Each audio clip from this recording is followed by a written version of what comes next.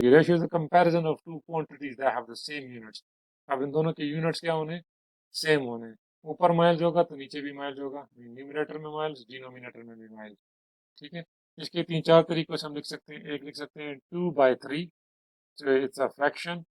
ये क्या है, ये एक रेशो है, इसको हम लिख सकते हैं 2:3. ये भी एक रेशो है, हम कहते हैं 2:3.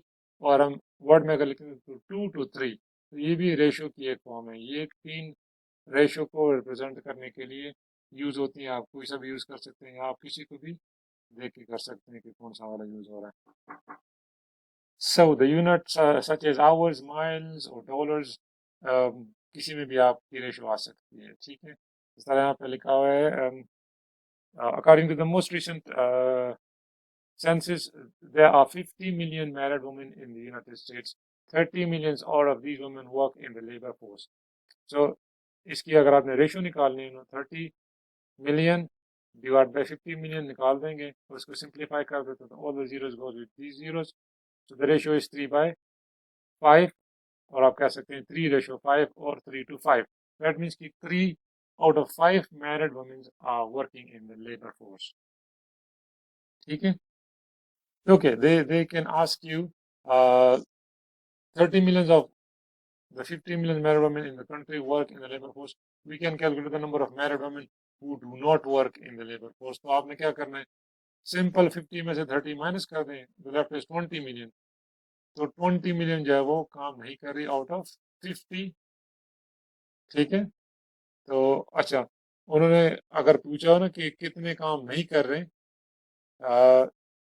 Out of all of those women, तो वो बन जाएगा 20 million divide by 50 million, 50 millions. ठीक है. तो वो बन जाएगा 2:5.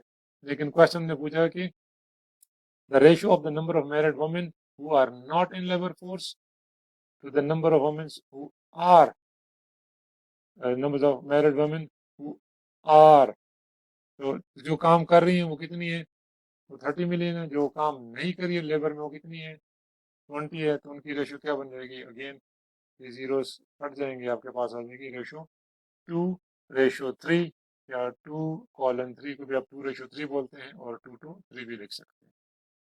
ठीक है. अच्छा, determine a ratio in the simplest, आपने सिंपलेस्ट फॉर्म में लेके आना है सिंपल. तो क्वेश्चन है, a survey revealed that an average 8th graders watch approximately 21 hours of television each week. हर हफ्ते वो कितने आवर्स देखते हैं, 21 hours. Find the ratio as a fraction in simplest form of the number of hours spent watching television on a total number of hours in a week.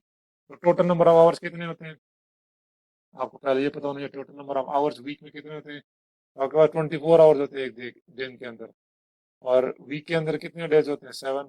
तो आप उनको multiply कर दें, you get 168 hours per week.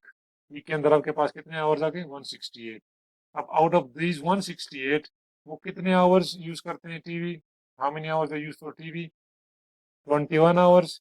So 21 divided by 168 hours कर दें, you get the ratio of watching television to the ratio of total hours of the week. तो 21 को simplify कर दे, आप लोग को एक नंबर देखना होता है जो दोनों को डिवाइड कर सकें. ठीक है. तो वो आप इसको देखें, 21 time 1 gives you 21, and 21 times 8 gives you 68. तो 21 और 21 कैंसिल हो जाता है, आपके पास रह जाता है 1/8 या 1:8 या 1:8.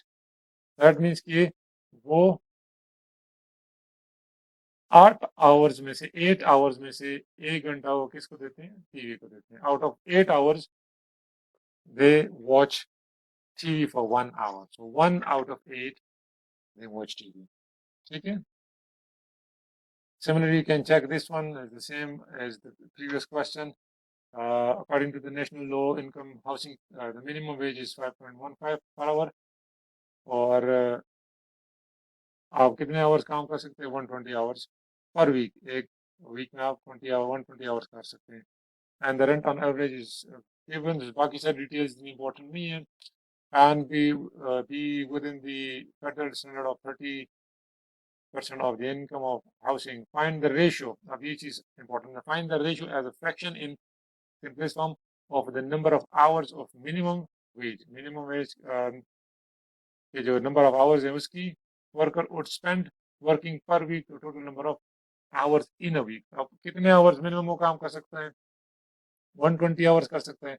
और वीक में हमने पहले बता दिया कि टोटल आवर्स कितने होते हैं 168. तो 120 डिवाइड बाई 168 ये आपको रेशो बताएगा जो कि ने पूछी हुई है कि the number of hours of the minimum wage worker could spend on working per week to the total number of hours. तो आप इसको सिंप्लीफाई कर दें आपके पास आपका आंसर आ जाएगा in terms of ratio. इसी तरह although the minimum wage worker in New Jersey would have to work 120 hours per week to afford a 2-bedroom rental, the national average is 60 hours of work per week. For this average worker, आप देखें point जगह question change हो गया. Find the ratio, किस worker के लिए जो 60 hours काम कर सकता है. Find the ratio return using the word to. अब आपने इसको लिखना है इन टर्म्स ऑफ टू, जिस तरह मैंने ये वाला लिखा हुआ है. To the number of hours per week spent working on the numbers of hours spent not working. अब कितने आवर्स वो काम करता है 60 आवर्स. एवरेज में वो कह रहा है कि इसी बंदे के लिए जो कि नेशनल एवरेज है 60 आवर्स ये काम कर सकता है. और कितने आवर्स ये काम नहीं करता उसके साथ उसकी रेशो निकालनी है. तो टोटल वीक में आवर्स कितने 168 है. इसमें से 60 आवर्स वो काम कर रहे तो अगर ये निकाल देते हैं तो ये वो आवर्स हैं वीक के जिसमें वो काम नहीं कर रहा. ठीक है 168 माइनस 60. और कितने आवर्स वो काम कर रहा है 60 काम कर रहा है. तो जो आपके पास रेशो बन जाएगी वो हो जाएगा 108. अब इसको सिंप्लीफाई कर दीजिए जो आपको आंसर देगा वो क्या होगा रेशो आ जाएगी. आपने उसको लिखना है न्यूमरेटर ऊपर यहाँ वाला 2, फिर जो भी डिनोमिनेटर में होगा यहाँ पे वो आपने यहाँ पे लिख देना है. अब जिस तरह हमारे पास यूनिट रेट था यहाँ पे हमारे पास यूनिट रेशो है. दैट मीन्स कि आपने डिनोमिनेटर को क्या कर देना है 1 बना देना है. अब ये डेटा गिवन है यूनिवर्सिटी का, यूनिवर्सिटी के स्टूडेंट्स बॉयज़ या मैन का और वुमेन का, और साथ में फैकल्टी की भी डिटेल गिवन है. तो आपने इसको यूज़ करना है. Calculate the student faculty ratio at Oregon State University round to the nearest whole number. Write the ratio using the word 2. अब इसको भी हमने 2 की फॉर्म में लिखना है. अब आपने देखना है कि पहले स्टूडेंट फैकल्टी रेशो निकालनी है ना. तो पहले तो आपके पास सारे स्टूडेंट के नंबर होने चाहिए. कितने ये स्टूडेंट्स हैं आपके पास और ये स्टूडेंट्स हैं मैन और वुमेन. दोनों को ऐड किया तो टोटल आपके पास 13,987 स्टूडेंट्स आ गए. अब फैकल्टी की रेशो फैकल्टी कितनी है 1352. तो अगर आपने स्टूडेंट फैकल्टी रेशो लिखनी है तो ऊपर स्टूडेंट की नंबर्स आ जाएंगे, नीचे फैकल्टी के नंबर्स आ जाएंगे. आपने क्या करना है इसको ऊपर वाले न्यूमरेटर को नीचे 1352 पे डिवाइड कर देना. तो 13,987 को आप डिवाइड कर दें इस चीज़ पे 352 पे आपके पास आ जाता है अप्रॉक्सीमेटली 10.3454.